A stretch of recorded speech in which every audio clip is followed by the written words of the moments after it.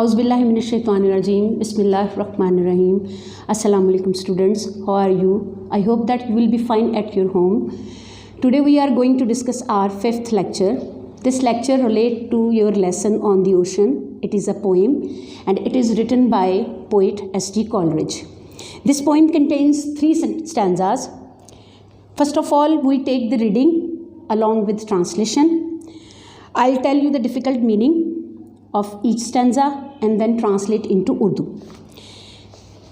The first stanza, all in hot and copper sky.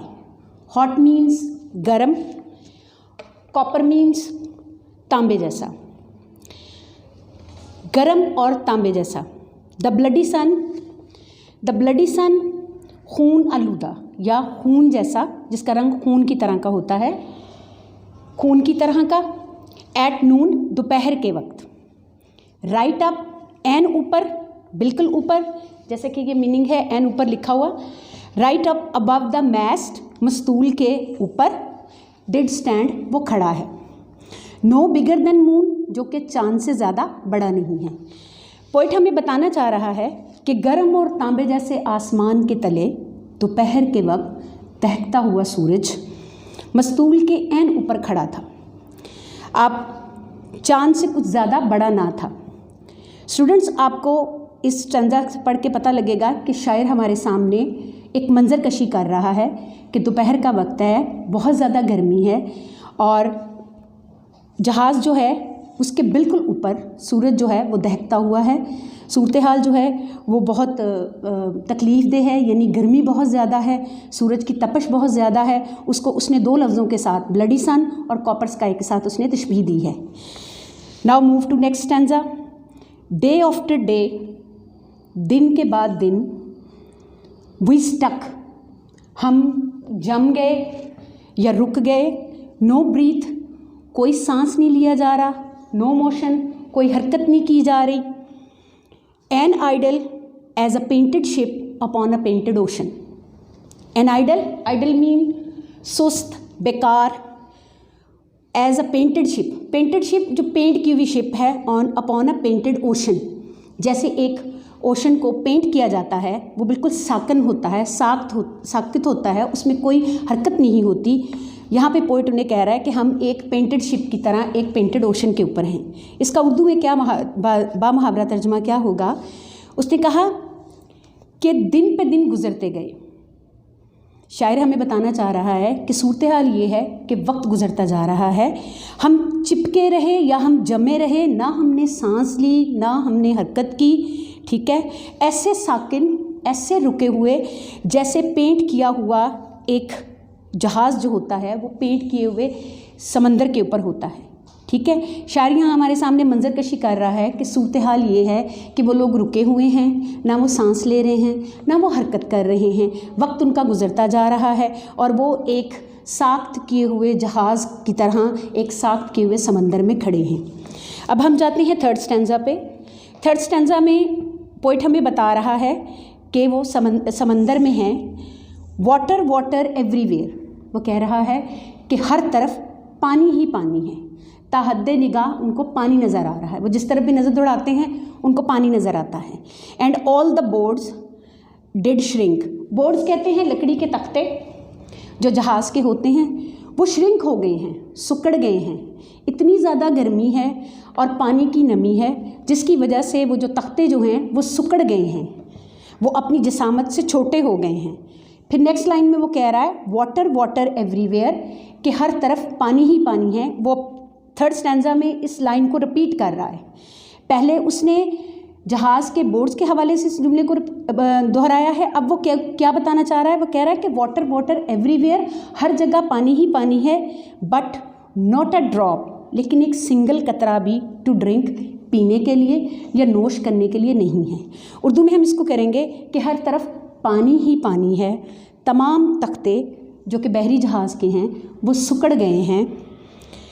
हर तरफ पानी ही पानी है. ताहद्दे निगाह हमें पानी ही पानी नज़र आ रहा है. लेकिन यहाँ पे शायर हमें बताना चाह रहा है कि उनकी बदकिस्मती ये है कि इतना पानी होने के बावजूद उनके लिए एक कतरा भी पानी पीने के काबिल नहीं है। स्टूडेंट्स, हमने तीनों स्टैंजास की बामुहावरा ट्रांसलेशन कर ली है। अब हम इसकी समरी करेंगे। स्टूडेंट, समरी करने से पहले हम अपने डिफ़िकल्ट वर्ड मीनिंग जो हैं पोइम के, उसका एक रिव्यू ले लेते हैं।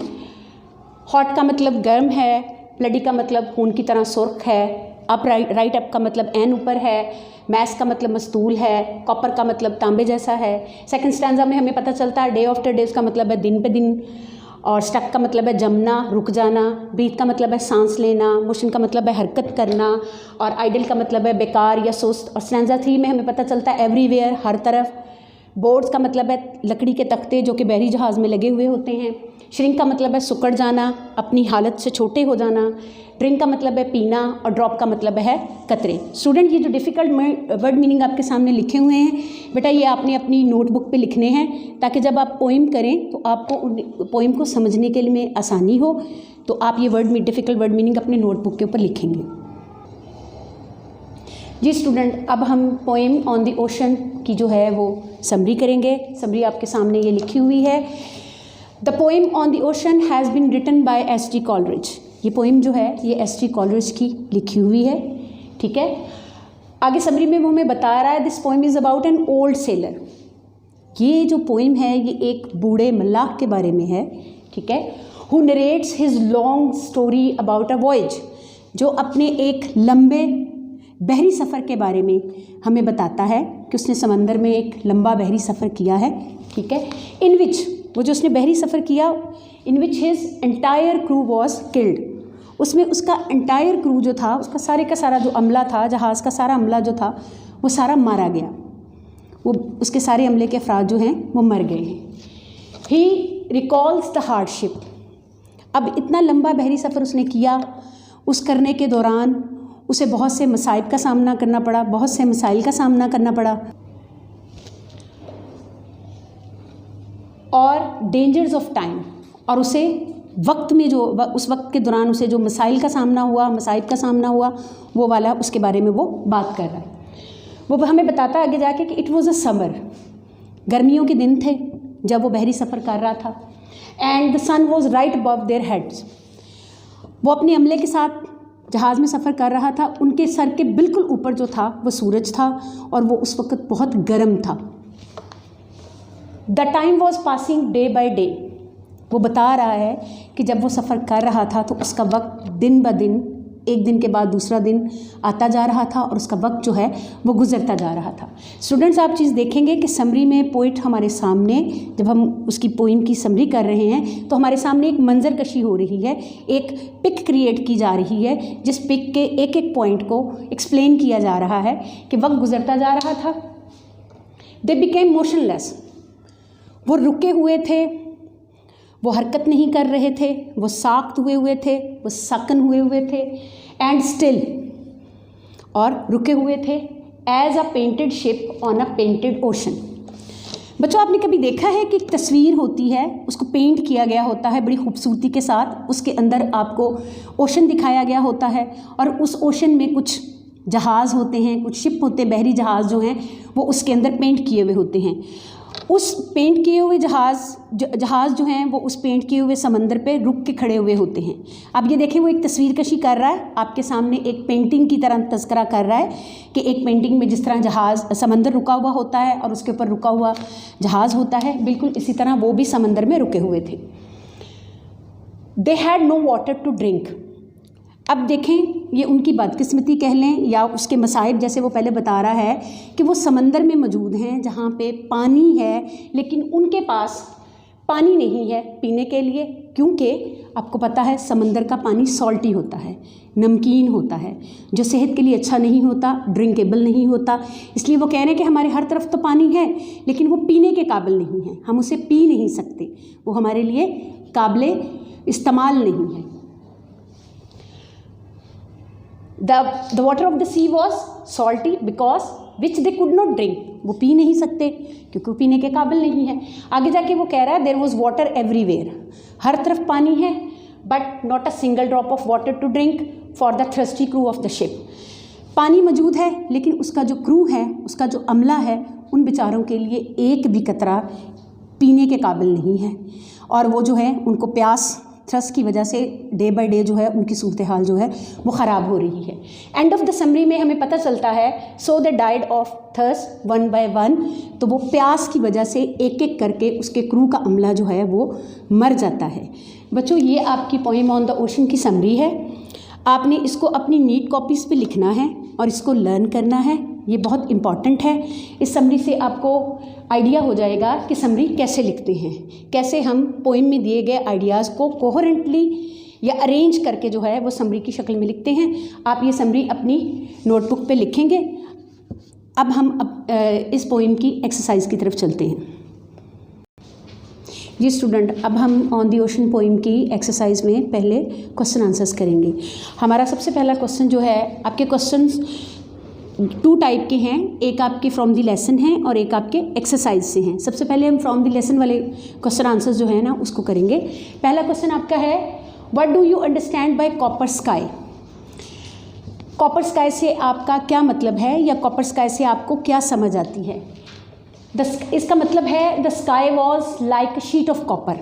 आसमान जो था वो उस वक्त तांबे की एक शीट की तरह था। ठीक है। सेकंड क्वेश्चन में है आपको सवाल उन्होंने पूछा, define the bloody sun. Bloody sun से क्या मुराद है, उसकी क्या डेफिनेशन होती है। ब्लडी सन से मुराद है, इट मीन्स, इसका मतलब ये बनता है the sun was too much red, यानी वो इतना ज़्यादा सुर्ख था कि उसकी रिसेम्बलेंस जो थी वो खून के साथ आ रही थी।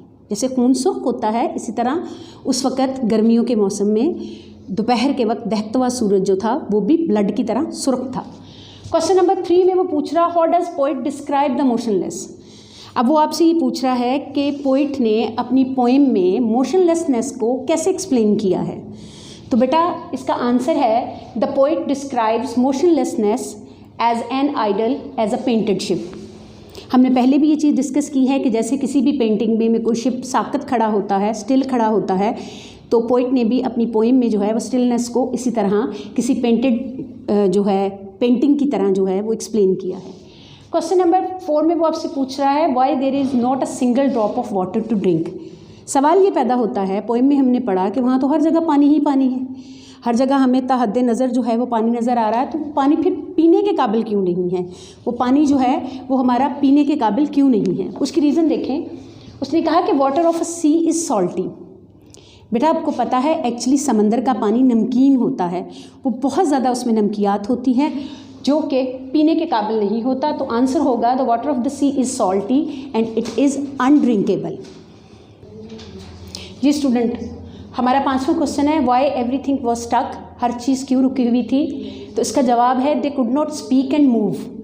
वो बोल नहीं सकते थे, वो मूव नहीं कर सकते थे। उसकी रीज़न क्या थी, ड्यू टू थर्स्ट, प्यास की वजह से, इसीलिए सो एवरीथिंग वॉज स्टक, हर चीज़ जो थी वो रुकी हुई थी। स्टूडेंट हम एक रिव्यू ले लेते हैं इन सारे क्वेश्चंस का, क्वेश्चन आंसर्स का। पहला क्वेश्चन आपका है, what do you understand by copper sky. ठीक है, इसका जवाब है the sky was like a sheet of copper. आसमान जो था वो कॉपर शीट की तरह था। Define the bloody sun. Bloody sun क्या है, it means that the sun was too much red. आसमान जो सूरज जो था वो बहुत ज़्यादा सुर्ख था। थर्ड क्वेश्चन है कि how does the poet describe the motionlessness. अच्छा जी, शायर ने मोशनलेसनेस कैसे बयान की है। उसका आंसर है, the poet describes the motionlessness as an idle as a painted ship. ठीक है। क्वेश्चन नंबर 4 आपका है, why there is not a single drop of water to drink. पीने के लिए एक भी कतरा क्यों नहीं था।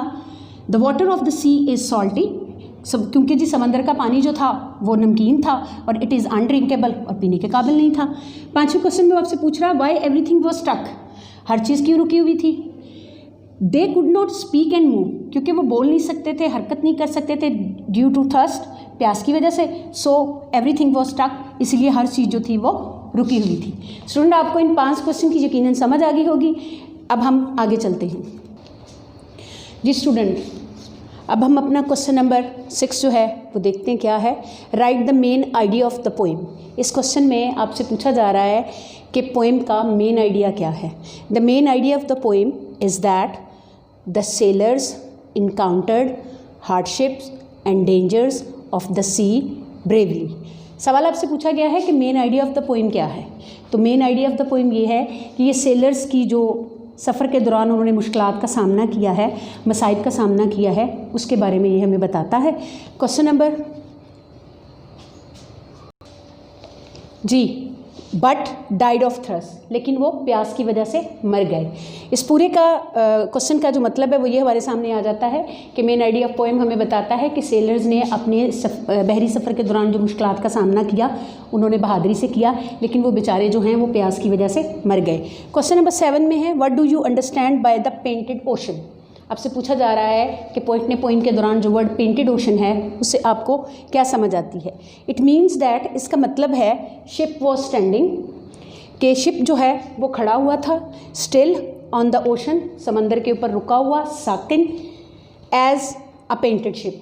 जैसे मैंने पहले आपको एक्सप्लेन किया है, एक पेंटिंग में जिस तरह जहाज़ रुका हुआ होता है, इसी तरह वहाँ पे भी जहाज़ जो है वो रुका हुआ है। स्टूडेंट, हमने 1 से लेके 7 तक क्वेश्चन कर लिए हैं, ठीक है। अब हम नेक्स्ट जो है वो नेक्स्ट मूव करेंगे। स्टूडेंट, अब हम सिमली की डेफिनेशन करेंगे, ठीक है। Simli, what is a Simli? Simli का क्या मतलब है? सिमली की डेफिनेशन है, a simile compares two things using like और एज। सिमली से मुराद है कि जब हम दो चीज़ों को लफ्ज़ लाइक और एज का इस्तेमाल करते हुए आपस में मिलाते हैं, उनका आपस में मवाजना करते हैं, तो हमारे पास सिमली की डेफिनेशन आती है। दो अपोजिट चीज़ों को सिमली जो है वो एक दूसरे से मिला देती है। एग्जाम्पल में आप देखेंगे, he is as brave as a lion. अब यहाँ पे देखें, सिमली को हाईलाइट किया गया ग्रीन कलर से, as brave as a lion, कि वो लड़का जो है वो एक शेर की तरह बहादुर है, ठीक है। सिमली जो है वो उसके साथ मिला के, लॉइन के साथ उसको कंपैरिजन करके लड़के को, उसकी क्वालिटी को, उसकी ब्रेवरी को इन्हांस किया गया है। सेकंड एग्जांपल में देखें, he fought like a lion, वो शेर की तरह लड़ा, उसने शेर की तरह लड़ाई की, ठीक है। ये आपको समझ आ गई होगी कि सिमली क्या है और उसकी एग्जाम्पल क्या है। बेटा, आपकी बुक के ऊपर उन्होंने आपको एक चार्ट दिया हुआ है, make your own similes with the given words.